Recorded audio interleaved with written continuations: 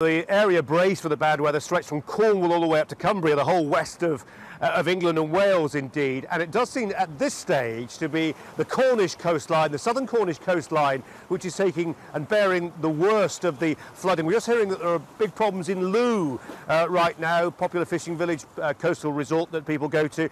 Polzeath, similarly afflicted. Fowey, on the River Fowey there as well. St Ives as well, very popular destination. Flooding problems in all those places. So here in Devon, where it was anticipated the worst problems would be, there have been problems, but there's also a degree of preparedness which has stood them in really good stead. Just before I bring in Jason Farrell, I want to show you what we can see from here, because actually somewhere, occasionally, just bubbling here, you can see it, well, you can't see it, but there were some bubbles coming up a while ago, take my word for it, a drain, absolutely inundated right now.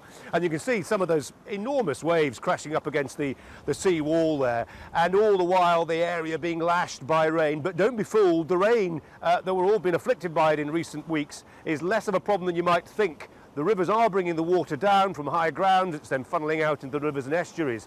But obviously land is saturated, that's an ongoing problem. What's happening here today is a problem, the key feature of which is the tidal surge, the high spring tides whipped in by the strong winds as well. Just see how some people live. Alex, come with me. I'll just show you the view that one person is waking up to this morning. Good morning! Can you hear us? Hello?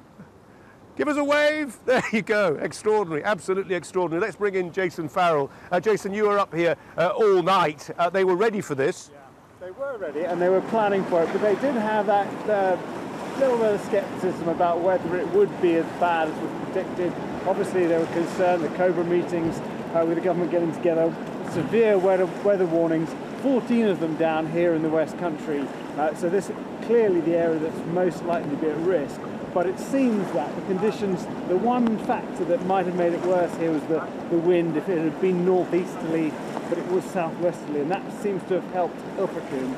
But obviously, as you're saying, down on the south coast of Cornwall, I think... Well, we don't know what the wind is down there, do we? No, the problem is, in all this, as you know, Jason, you've followed a few of these things around, it's such an inexact... Oh, there we go. It's such an inexact science, isn't it? They've got to prepare for a huge area to be potentially affected. Yeah, huge waves coming in here, and those waves hitting all around the south coast. I think the thing is, at the moment what we understand is that anywhere from sort of Land's End up to Plymouth is going to be probably the worst affected area. But you're right, I mean, you just never quite know. The winds are swirling as well, I mean, they seem to be changing direction, and the weather is constantly changing. Yep. One minute it's hail and heavy rain on the very saturated land.